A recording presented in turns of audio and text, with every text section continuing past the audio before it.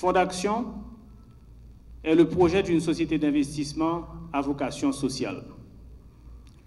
Société d'investissement, ça veut dire une société de capital, mais qui ne recherche pas de dividendes financiers, qui recherche plutôt des dividendes sociaux qui peuvent être bénéfiques à l'ensemble de la communauté.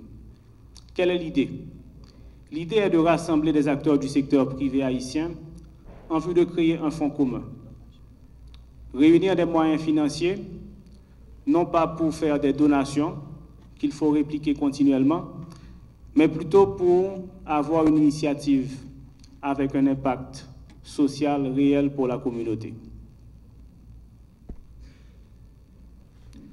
L'objectif est de concourir à l'avancement de la communauté dans une démarche qui est proactive et qui, par la même occasion, peut nous permettre de rehausser un tant soit peu l'image du secteur privé. Et le concept est relativement simple pour nous financiers. Il s'agit de créer une société d'action où les parts seront détenues par des acteurs du secteur privé, sous forme donc d'actions. On ne parle pas de dons, on ne parle pas de mendicité, on parle de prise de participation avec des apports qui éventuellement peuvent même donner lieu à des avantages fiscaux. La BRH s'est engagée dans des réflexions pour orienter un pan de sa politique du logement vers le financement de promoteurs ou développeurs de grands projets immobiliers au bénéfice des cadres de la fonction publique, des professionnels et de la diaspora haïtienne. Ces projets devraient viser la construction de complexes d'appartements destinés à la location ou à la vente en copropriété, la construction de villages résidentiels, l'acquisition et la viabilisation de terrains destinés à un projet de logement. Ce programme, une fois lancé, devrait servir de base au développement dans le moyen terme de marchés obligataires à travers la titrisation des portefeuilles de prêts immobiliers. La mise en place d'un tel marché pourrait contribuer à une meilleure allocation de l'épargne des agents économiques, alimentant ainsi un cercle vertueux de développement et de ce secteur d'avenir. Mesdames, Messieurs, j'espère vous avoir communiqué un peu de mon enthousiasme sur la question immobilière. Au départ, je faisais remarquer que la voie des solutions aux problèmes du secteur n'est pas celle des extrêmes, ni précipitation, ni attentisme. La réponse au séisme du 12 janvier 2010 fut un bon exemple de ce comportement mesuré. La BRH a ressorti des mesures qui portaient sur le coût et l'accessibilité du crédit au logement. Une démarche qui, dans un premier temps, rentrait nécessairement dans le cadre d'une approche partielle. Pour le débiteur comme pour un créancier, ce sens de l'urgence ne pouvait trouver réponse que dans les instruments de politique monétaire pour apaiser les tensions du marché immobilier et inviter les agents économiques à plus d'optimisme. Avec le bénéfice du recul, une approche plus complète s'est imposée à la réflexion sur la problématique de l'immobilier. Elle permet d'intégrer une meilleure compréhension des dimensions d'avant et d'après-séisme dans les solutions qui se dessinent. Au cours des dernières années, les réflexions sont passées par un processus de maturation qu'on retrouve dans la qualité des propositions et le caractère d'application qui s'y dégage. Le 7e sommet de la finance est l'espace idéal pour consigner ces propositions dans un cadre cohérent de réflexion pour l'action. Praticiens des questions de la finance, décideurs politiques, professionnels du secteur, universitaires et investisseurs y trouveront leur compte. Voilà tout le bien fondé de cet enthousiasme que je veux être contagieux. Chaque année, nous déterminons qui est-ce qui gagne des prix. Mais nous avons décidé également de lancer un nouveau message dans le maire. Et ça aurait le capital à visage humain. Parce que là, pas de l'argent, pas de finances, nous toujours comprenons que c'est pas un grand nègre, c'est pas un gros cob.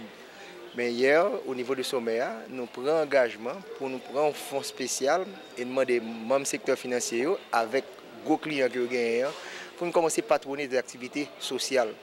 Et comme nous connaissons Fadima qui a fêté le 30e anniversaire, donc nous mettons un projet, les fonds d'action et qui s'allient. Ces fonds peut-être que la banque fait de manière additionnelle, profit, et bien à travers la fondation, pour prendre partie là-dedans et gagner gros acteurs dans le secteur privé, leur faire profit. Et les fondations qui sont en place, ils vont mettre fonds ça. Et Fadima qui a un projet de 4 millions de dollars américains, nous allons essayer de regarder comment nous sommes capables de support sur ça. Et comme nous connaissons que chaque jour, on thème, je dis à ces thèmes finances publiques là, nous sommes bien contents que le ministère de l'économie et des finances répond à l'invitation. Il a parlé de la dette pays d'Haïti, ça s'appelle la dette souveraine. Le pays d'Haïti, nous avons été éliminé de dette en 2008, parce que c'était un pays qui entrait dans le mécanisme pays pauvre très endetté. Donc nous voyons que la dette là remontée à 3 milliards de dollars américains. Nous avons besoin de regarder pendant les 10 dernières années comment la dette là aide des pays.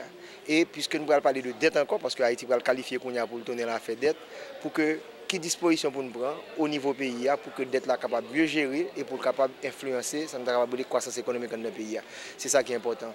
Et également, parallèlement, nous avons une grosse activité qui a fait là, c'est une conférence internationale sur l'inclusion financière que Banque Centrale là, avec Fondation Capital a fait avec nous. Donc il y a plusieurs étrangers qui viennent pour expliquer comment pour résoudre le problème de l'inclusion financière. D'ailleurs, nous donnons déjà sur l'inclusion financière dans le pays d'Haïti. Au niveau des départements, là, très très difficile. Parallèlement, qu'est-ce qu'on a parlé l'économiste, il y a un dollar qui est passé de 70 à 68 dans la semaine, c'est qui appréciation qui s'est fait? Bon, on aime faire mais ici, on va suivre trop. Le gouverneur Banque Centrale a dit s'il dépasse à 75, nous avons fait bruit avec elle. Bon, c'est peut-être nous certaines, nous sommes capables de dire à calmer bien sur le marché. Comme nous connaissons Banque Centrale intervenu déjà à près de 40 millions de dollars américains sur 100 millions de dollars que le promené. Est-ce que c'est le gouvernement qui est en place là tout? Il faut regarder toutes les variables pour expliquer. Mais ce n'est pas mauvais que nous ayons une stabilité ça parce que nous connaissons que nous avons un lien étroit entre dépréciation avec inflation dans l'économie pays. C'est bon signe. Ça dépend de côté, parce que nous toujours dit une dépréciation pas tout à fait négative pour tout le monde. Parce que l'aile dépréciée, les gens qui ont exporté ont gagné considérablement. C'est parce que Haïti n'a pas produit assez, Haïti n'a pas exporté assez, nous n'avons pas attiré assez de touristes qui fait qu'on a plein pour dépréciation goutte par rapport à dollar. Il y a deux pays qui souhaitaient ça. On regarde ça qui a passé entre la Chine et les États-Unis. La Chine est trop contente et le même gain l'argent là sous-évalué pour le capable d'exporter plus vers les États-Unis. Mais pour l'état actuel d'Haïti, ce n'est pas une mauvaise chose parce que le capable de diminuer l'inflation, comme nous connaissons le mois de mars là, l'inflation franchit la barre de 1%, 1,2% par rapport à février et presque rapproché de 15% en rythme annuel. Donc pour les familles haïtiennes, ce n'est pas une mauvaise chose. Fadima fait fêter le 30e anniversaire de service à la communauté haïtienne. Et mon cher fils, Kessner, a été l'initiateur d'un projet pour financer l'immobilier. On en a parlé hier soir. Financer l'immobilier, c'est-à-dire que la FADIMAC veut construire un immeuble qui a coûté 4 millions de dollars pour gagner 40 chambres avec toutes les spécialités intéressantes, diabète, hypertension, cœur, pour mettre au service de la communauté. Ce sera le seul centre ainsi en Haïti où sont intégrés ou apprennent toutes spécialisées puis spécialités dans un seul côté.